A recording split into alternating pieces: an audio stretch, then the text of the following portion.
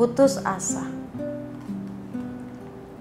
Ketika pulang dari RSCM 2 bulan setelah masa operasi, kedua mataku masih diperban.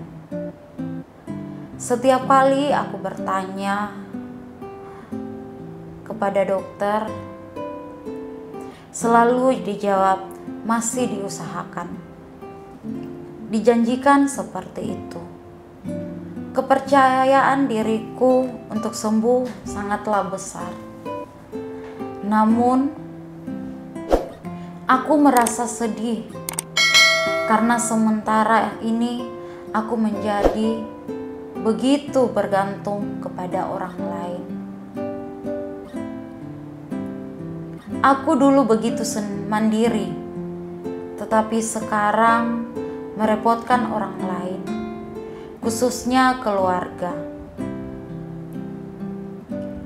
Suatu kali ibuku pergi ke pasar dan hanya pembantu yang ada di rumah. Aku merasa perlu pergi ke kamar mandi. Aku nekat pergi sendiri dan tidak meminta bantuan siapapun. Akibatnya tubuhku menghantam dinding. Mendadak kesadaran itu menghantam dadaku. Aku buta. Apakah benar begitu? Namun kembali aku coba kuatkan hatiku. Proses pemeriksaan dan perawatanku belum selesai. Aku selalu menolak menerima vonis-vonis negatif tentang diriku. Namun setiap hari aku diselubungi fakta bahwa sampai saat itu mataku tidak bisa melihat. Aku mulai kehilangan pengharapan di dalam diriku. Walau demikian, aku menolak ide bunuh diri karena aku tahu bahwa hanyalah Tuhan yang berhak untuk mencabut nyawaku. Setiap malam bila aku berbaring di tempat tidur, aku membuat posisiku seperti orang yang berbaring di peti mati dan berharap itu adalah malam terakhir bagiku, agar pada suatu titik dalam tidurku hidupku akan berakhir. Namun esok pagi selalu datang untukku dan kehidupan selalu berjalan lagi dan lagi untukku. Harapan yang sirna. November 1987, operasi kedua dilaksanakan di Rumah Sakit Harapan Kita karena peralatannya lebih lengkap.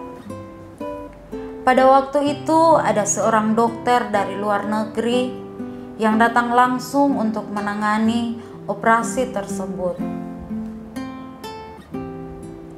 Seorang dokter ahli namanya Dr. David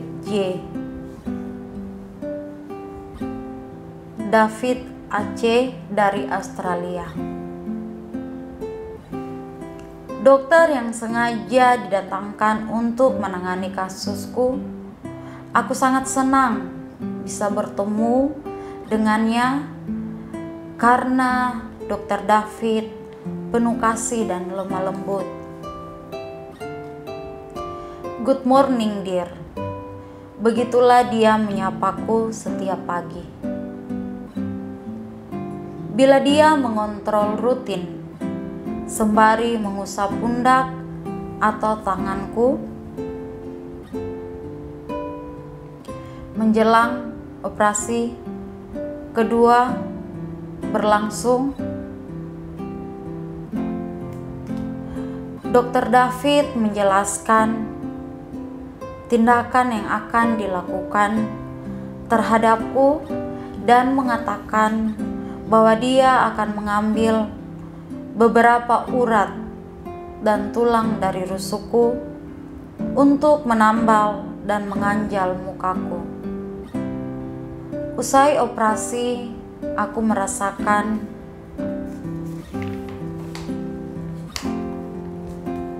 seluruh wajahku sakit.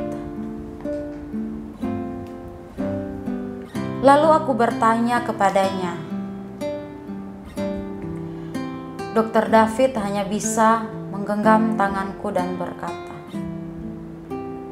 Dokter David menjelaskan bahwa dia bukanlah dokter mata. Dia hanya membenarkan wajahku. Padahal sebelumnya aku sangat berharap Dokter David juga akan mengurus masalah mataku. Aku tidak mau menjadi buta. Aku mau mataku kembali, jerit batinku. Sebelum kembali ke Australia, beliau menyempatkan diri untuk berpamitan denganku. Dan aku untuk terakhir kalinya bertanya tentang mataku. Dokter, jujurlah kepadaku. Apakah benar-benar aku tidak bisa melihat lagi? Dan dia menjawab, maaf, sejujurnya tidak ada harapan lagi. Jawaban itu seperti petir yang menyambarku. Aku masih sangat muda. Pada waktu itu, sebagai wanita muda yang berwajah manis, begitu banyak pria yang mendekatiku. Di depanku terbentang masa depan yang luas. Aku pun sudah tidak bisa melihat bentuk wajahku setelah dioperasi. Penderitaanku belum berakhir.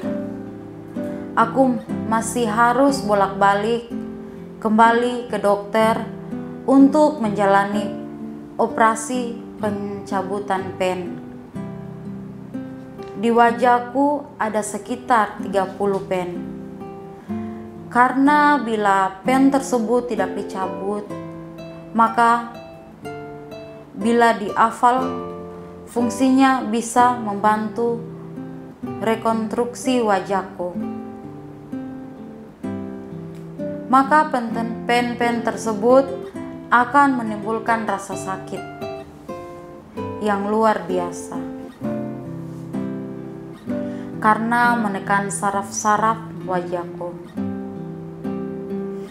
Setelah operasi pencabutan pen, aku mendapatkan hidung baru.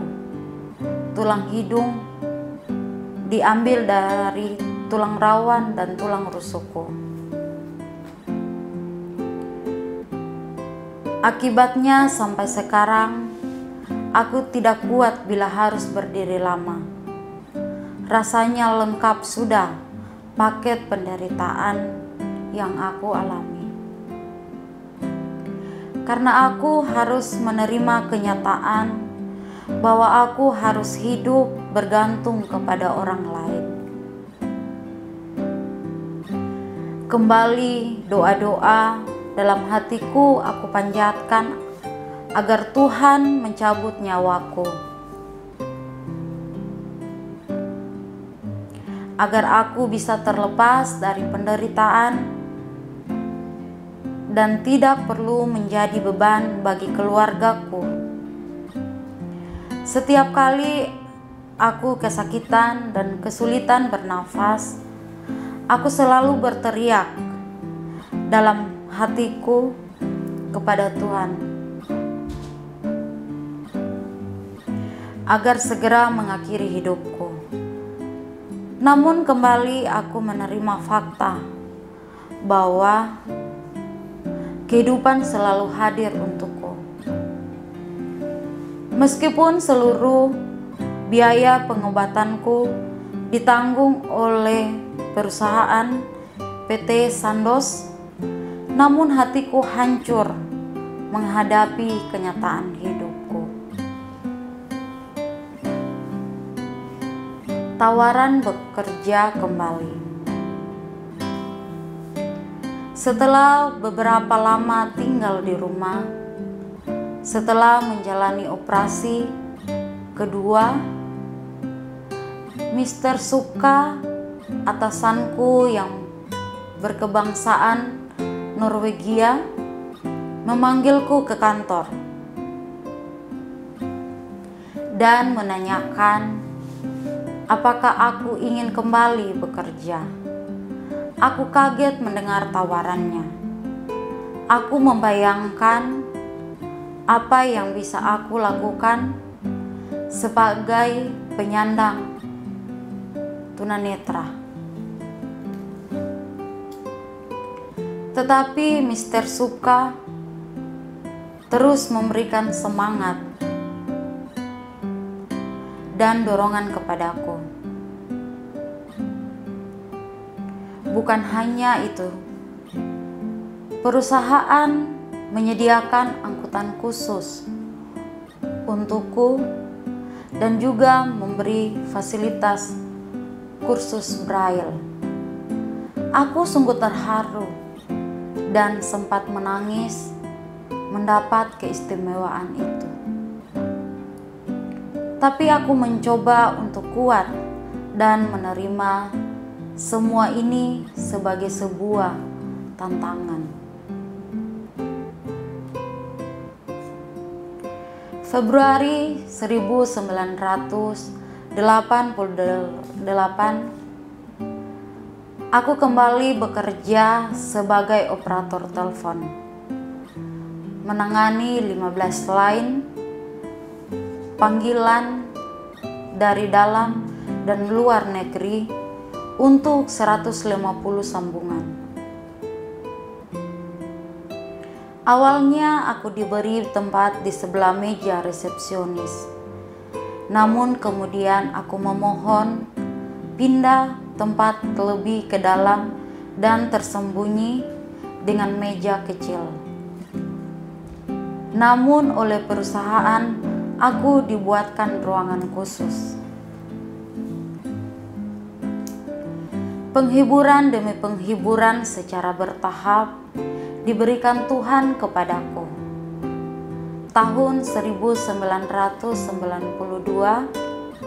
aku mendapat kesempatan untuk mewakili Pertuni, Persatuan Tunanetra Indonesia, untuk mengikuti lomba keterampilan bekerja untuk tunanetra se-Asia Tenggara.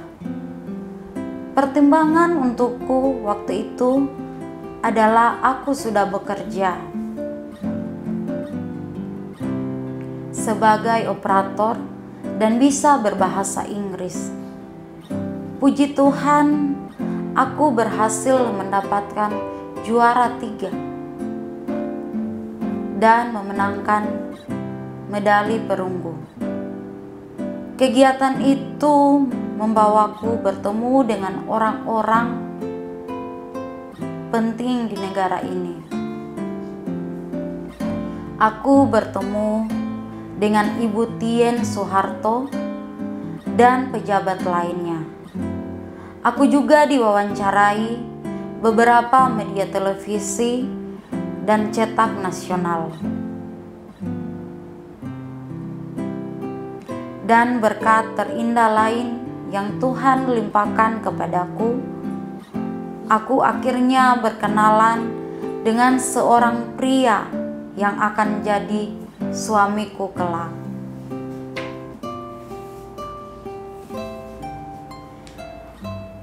Babak-babak dalam kehidupanku. Seperti dalam kisah dongeng, kebaikan demi kebaikan Tuhan tercurah ke atasku. Setiap hari aku bisa membantu adik-adikku menyelesaikan pendidikan mereka. sehingga mereka sudah bisa berhasil di dalam hidup mereka.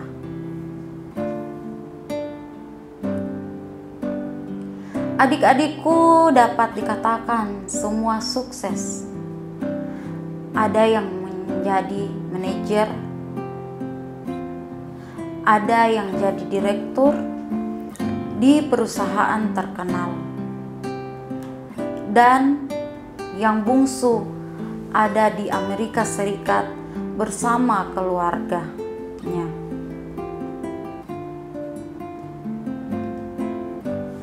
Aku merasa dikuatkan karena bisa menjadi orang yang berguna bagi keluargaku, walau kondisiku tidak menguntungkan. Perkenalanku dengan seorang pria bernama Edi Oetomo, juga seorang penyandang tunanetra, terus berlanjut ke tingkat yang lebih serius. Namun aku jarang menanggapinya secara serius. Kami berpacaran selama 7 tahun.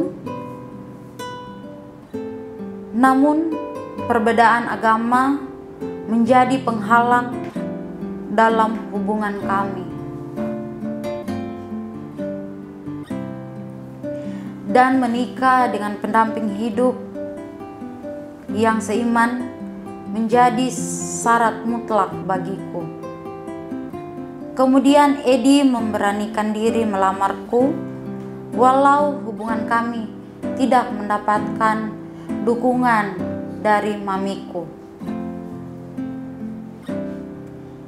Setelah melalui serangkaian masa belajar, akhirnya Edi memutuskan untuk dibaptis. Kami menikah dan diberkati di gereja. Hanya menjelang setahun kemudian, aku hamil anak pertamaku 11 Oktober 2000. Aku melahirkan seorang bayi laki-laki dan kami beri nama Enrico Oetomo Putra. Rencana Tuhan bagiku belum selesai. Perubahan manajemen di perusahaan tempat bekerja membuat setengah divisi di perusahaanku terpaksa tutup. Perusahaan menawarkan paket bagi karyawan yang ingin mengambilnya. Pensiun ini dengan pertimbangan bahwa suamiku masih bekerja. Dan aku merasa tidak enak bila hari demi hari aku menjadi beban bagi perusahaan. Maka aku mengambil paket pensiun dini tersebut, walau pada waktu itu di kepalaku belum ada ide pun untuk melakukan apa setelah pensiun. Awalnya uang pesangon yang aku terima dari perusahaan aku pakai untuk merintis membuka toko di depan rumahku. Namun karena banyaknya toko-toko sejenis di sekitar tempatku, usahaku jadi sulit berkembang. Tiba-tiba Tuhan seperti memberi pencerahan di pikiranku. Aku mendapat ide untuk menjadi penyuplai barang-barang keperluan perusahaan. Aku menghubungi temanku yang bekerja di bagian pembelian di perusahaan lama, dan ideku mendapat sambutan positif. Aku memasok berbagai barang seperti barang-barang kantor dan alat tulis. juga barang pendukung lainnya, seperti tisu, cairan pembersih, dan barang-barang pendukung produksi lainnya. Tuhan memberkati usaha yang aku tekuni sehingga perkembangannya sangat terasa untuk mengantar barang-barang. Aku menggunakan sepeda motor untuk memberanikan diri memperkerjakan 2 orang karyawan untuk membantuku.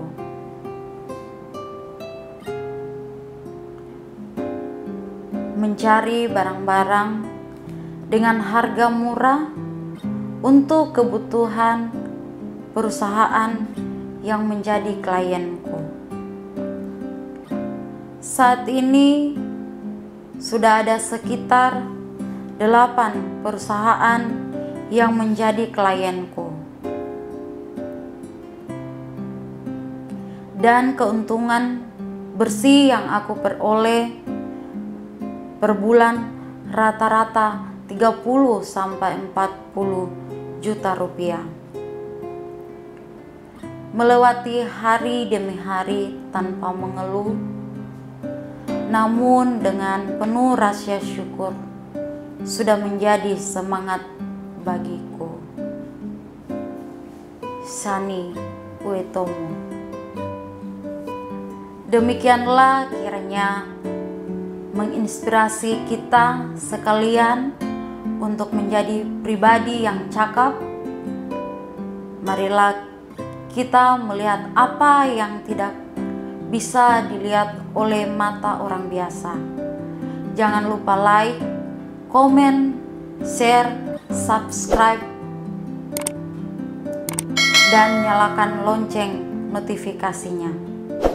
Jangan lupa pakai masker, jaga jarak, jauhi kerumunan, dan cuci tangan pakai sabun di air yang mengalir.